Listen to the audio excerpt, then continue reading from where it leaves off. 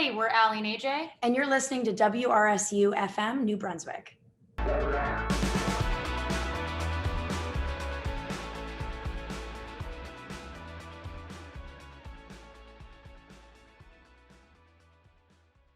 With all of the new music coming out, it feels kind of like a culmination of all of your different industries combined, because you both have your foot in more than just the music industry. And with the Listen video, it feels especially like cinematic.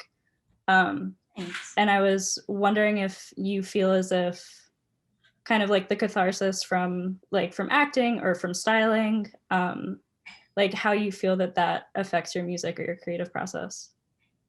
It definitely does. Question. That's a great question.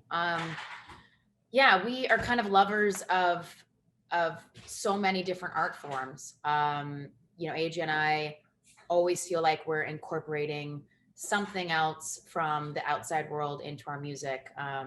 Whether that's a foreign film that we're inspired by, or a vintage, clothing piece that we want to wear in a music video, to being inspired by, a classic rock song or, a favorite artist of ours. And with Listen, we really felt like we had an opportunity to show some imagery that really celebrated the female body and kind of the like kick-ass spirit of women.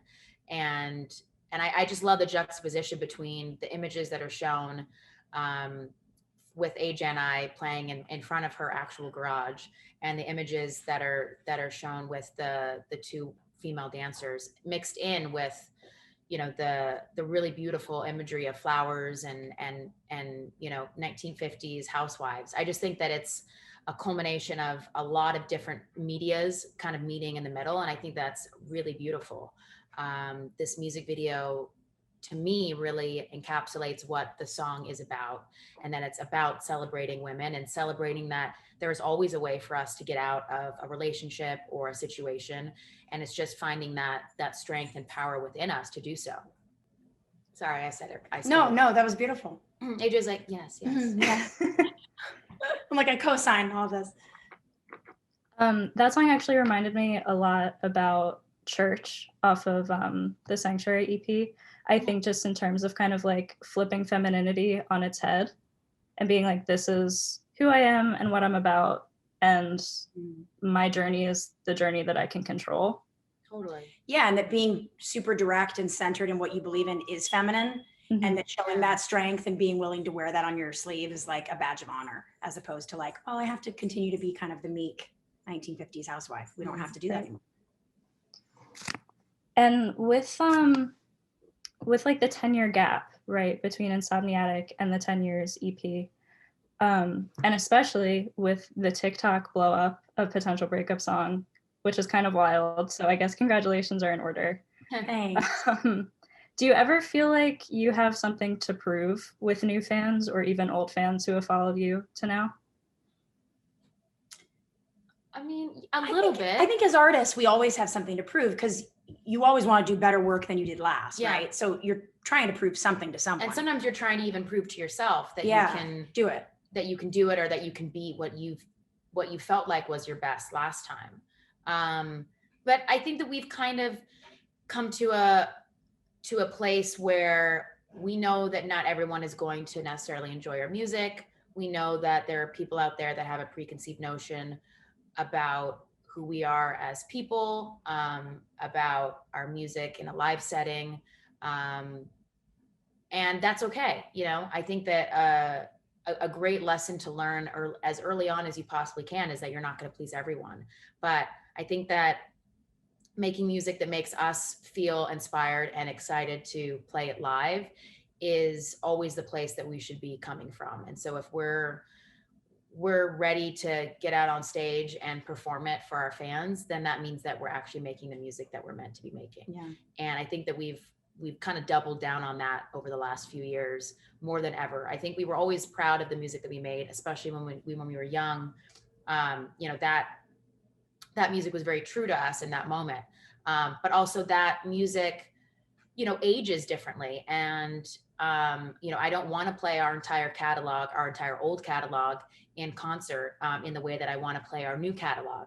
And that doesn't mean that we won't play some of those old songs or that we won't, you know, give the audience a potential breakup song, obviously. But at the same time, you know, we've grown as artists, and these songs speak a lot differently now to us. You know, we were babies when we wrote them. We hadn't even been in relationships yet at that point. So a lot of it was just what our imagination kind of was drawing on. But I think it's mainly proving to ourselves that we can make a record that we will feel proud of, you know, 40, 50 years from now.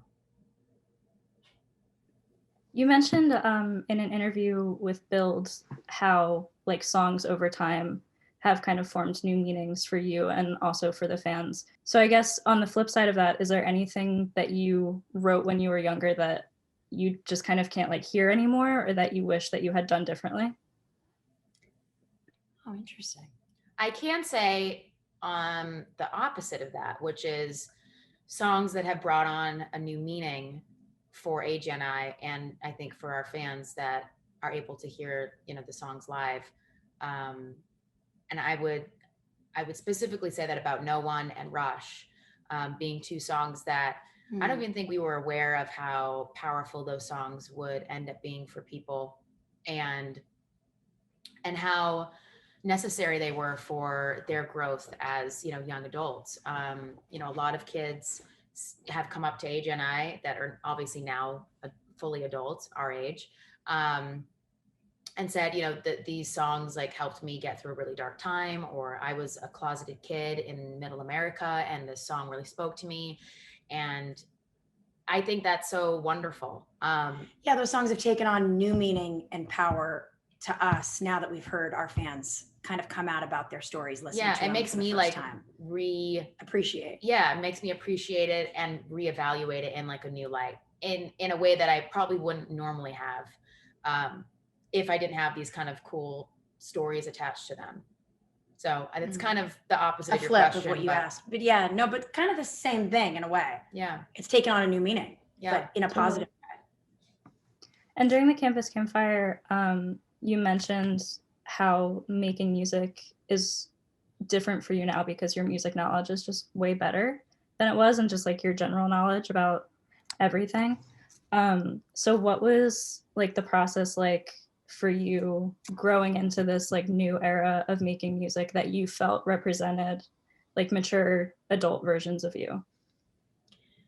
I think introducing yourself to records that maybe you hadn't ever listened to or felt maybe intimidated by, or like, I'm not going to be able to wrap my head around this production. Or embarrassed that you would never listen to it, so you just never did. Yeah. So there's just records that over time, Aly and I have just said, okay, we're going to just give ourselves some music history and feed this thing inside us that is what makes us great songwriters. And you can only really be that if you've introduced yourself to a really eclectic array of music. So I think Aly and I just decided we're going to open up our palette, and hopefully that'll inspire our songwriting. And I think it has. For sure. Are there any like records or artists that stand out to you when you think about that? It's weird. I never really like to say. Like, I always kind of want to keep it private what the like library of my heart is in terms of like my heart is really excited by music. But, you know, I would say, I mean, for years we've been listening. This was not like an introduction recently. It's something we've been listening to for years, but like Pet Sounds, for instance, you know, the Beach Boys, that's one of the greatest records to me made in the last 50 years. How old is that record? 60. You can fact check 60, that. But I just feel like between, you know, the production and the vocals and the layering and, you know, every song sonically is just like this treat, you know, and it kind of takes you from point A to point B, and you get this beautiful story told just lyrically, but also musically throughout each song. And that's something that Aly and I are really clued in on now more when we write or when we sit in a mixing session or a producing session where we're really clocking, okay, where does this song go? What is the next moment that needs to kind of ride that wave into the next chorus or the next bridge or the verse? Yeah. And I think records like that have taught us, you know, sonically what music really should be doing to your ears when you listen.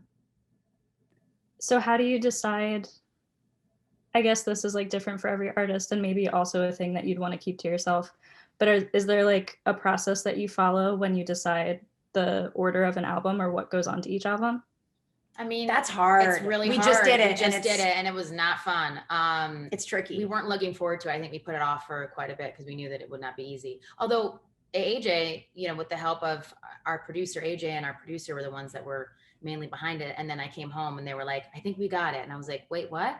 And then I like switched one song with the other, and I was like, okay, I did my due diligence. Well, it's funny because there's so much now you can learn from just looking things up. Like I should have looked up like how did U2 sequence an album, or you know, how did the Beatles ever sequence a record? Like it is so tricky because you have all these songs, right, that are all feeding you information, and you're like, how do I structure these to tell a story and sound right musically, where when one song ends and another begins, it feels right and it doesn't feel jolting or or off-putting. Yeah, that's really hard to do. So we start with the first track and the last, and then that kind of build up the middle. So for me, I like to split it down the middle, where it's like you focus on the side A kind of being the first half, side B, if you're thinking of it from like a vinyl perspective, side B is the second half.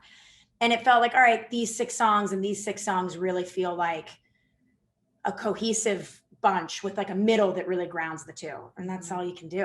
It's but really it's also hard. So much based on taste, you know.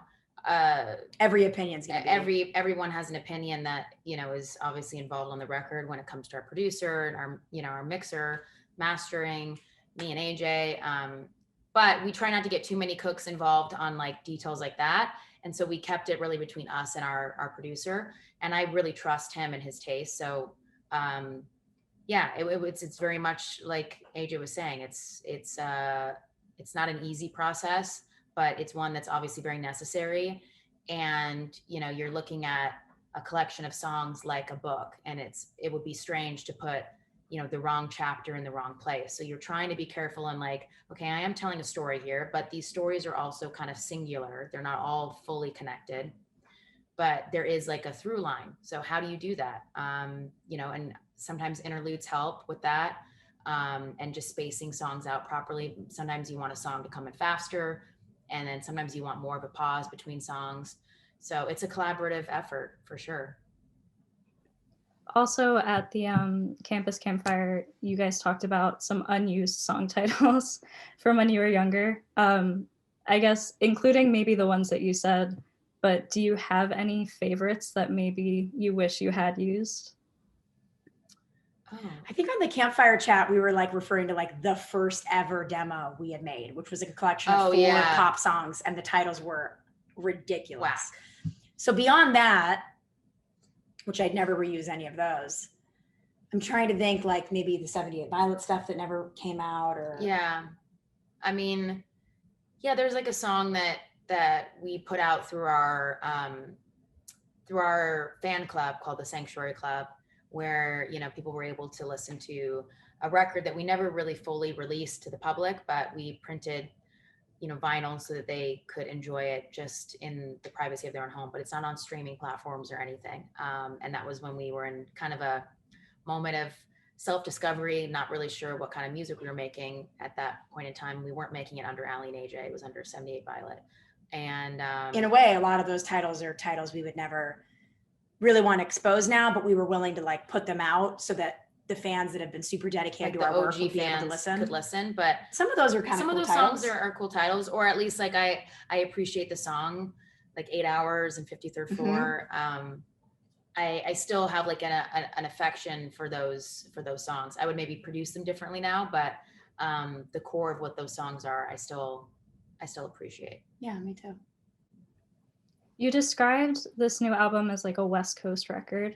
And from what I've heard from it, I could definitely agree with the sentiment, because it has kind of like, it doesn't sound like a Lana Del Rey record, but that kind of timeless feeling that you get when you listen to like 2013 Lana Del Rey is the same kind of feeling that I got when I heard your stuff at the campfire.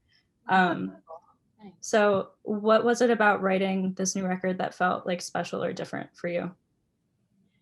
I think knowing it was our first full record as adults, in many years, that we just felt like, okay, we found our collaborators.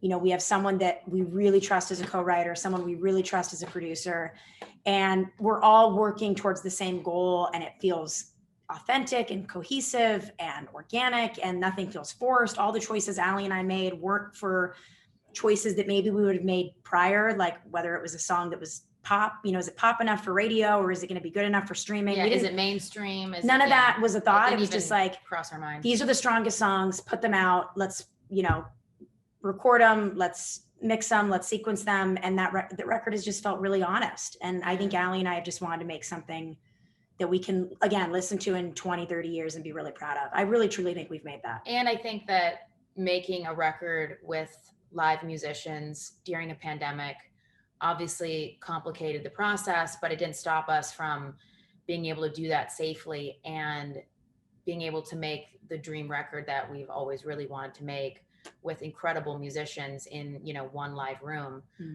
That was a huge goal for AJ and I. We weren't really willing to sacrifice that. And we were lucky to be able to record it at our producer's place and at Sunset Sound, which is, if you look it up, it's got a really cool history. Some incredible artists over the years, especially in the, you know, 60s and 70s, made some iconic albums there. And it was just neat to be in that space and to create in a bubble, you know, a bubble that has good vibes inside of it. Was there any hesitation with putting out the record now, especially when touring is so up in the air? No, because we've been working on it for a while. You know, we were thinking of maybe releasing it in the fall of last year, but it wasn't quite ready yet. And COVID just slowed things down and it just made it hard for us to do that. So we felt like, okay, the only next option is releasing it in 2021. And we just feel like pushing it to 2022 would just be ridiculous. And also, I don't think we could do it. We want to make music, you know, in this period of time where we're promoting the album. We want to be making new music so that hopefully that new music can then come out in 2022. So we didn't want to hold it back any further from releasing it into the world. It just didn't feel right for the fans and just for us. Yeah, the moment in the Listen video where your dancers are dancing and there's the close up and they're wearing the N95s, I know is like a product of circumstance, but in like 10 years, when we go back and watch that video, we're going to be like, that's a pandemic video. And that's kind of a wild, like new genre of music. It is wild. Yeah. And I love that you mention that, because there are certain moments that are kind of time capsules in history where you can look back and go, oh, that record was made then. For wow, sure. that became a protest song. I remember that moment. Yeah. And a lot of these videos that have come out, or these songs, some of them you would never know they were made in a pandemic, and some of them you would. And we purposely really wanted to make sure that was a timestamp on what we're going through right now. Yeah. Without, you know, having to put like a cloud over your head where it's, you know, a sad thing. It's just bringing awareness to, yeah, this is what we're living through. And we are making music during this time. And, you know, not every music video is going to necessarily have us in a mask, but like, there's definitely going to be hints of that throughout all of these songs and throughout all the music videos where you're like, okay, I get it. This was made in a time where, you know, the world was kind of on pause for a moment, and we still don't have all the answers. We still don't, you know, have a vaccine yet for everyone, and we're still all kind of waiting in that long line. But, you know, we were just proud that we could stay creative during a very hard time. And I totally have to credit my friend Alan for this question because he's a genius. When you guys start touring again, if your budget is like unlimited, what is your dream stage design? Oh gosh, that's a great question. I don't think anyone's ever asked us that. So good one. Gosh, I mean, we want to work with the guy that does the 1975 tour, because I think that shit hot. Yeah, I mean, if we had endless money to spend, I'd be working with someone like him, who's, you know, creative lighting director, who specifically works with bands like that I think light is a huge part of their show. It's basically like working with someone like James Turrell, but for stage. Yeah. And Tobias Rylander is someone who has that talent. And, you know, if we could ever work with someone like him, it'd be incredible. It might not be as like modern. Yeah. Just because, I don't know, like our music is not maybe as like modern as that. It's a little bit like more feminine, groovy, vibey, but like I'm sure that he could implement those ideas, whatever our ideas that we have bubbling. And then I would say a live string section. I would love to have a horn section and a string section. That'd be so sick. Because we're not looking to add like dancers or more band members. I mean, band members, yes, because I just said more instruments, but that is very expensive. And to add, a quartet or just even a group of, You need another bus, yeah, to have all those people travel on, and that's more yeah. hotels and everything. But I like the idea of unlimited budget. That sounds great. The- I'm oh, not holding my breath. but Tell I'm- Alan from tell his lips Alan. to God's ears. Yeah, seriously. I love that question. And I guess lastly, with all the new stuff on the way, what are you hoping that your fans are going to get out of it? Or what do you want them to get out of it? They get some joy. Some joy and some hope and relief in this new record. Our fans have been so patient. They've waited for us to put out an album for years now. And we've kind of dropped some, breadcrumbs with the 2 EPs and being on the last 2 tours. But this is like something that just opens up a world of possibilities for where our music goes from here. And I'm excited for our fans to experience that. And, I'm excited for our fans to experience this many songs on one album. The most that I think we've ever put out in the past was like 11, 12 songs. And this will be more than that, plus a few songs on the deluxe version. So we're really putting out like a huge collection of music, the largest collection that we've ever put out. And that feels like a great accomplishment. And I think that people will be feeling very well fed for hopefully many months until we then release, new music again after that. Thank you so much. Thanks you guys so are much. so sweet. Thanks. Nice to Thanks meet for the you. chat. And hopefully Nice to meet we'll see you show down the road. Yeah. I would love that. Have a good rest of your day. Safe. Thanks, You too. you too.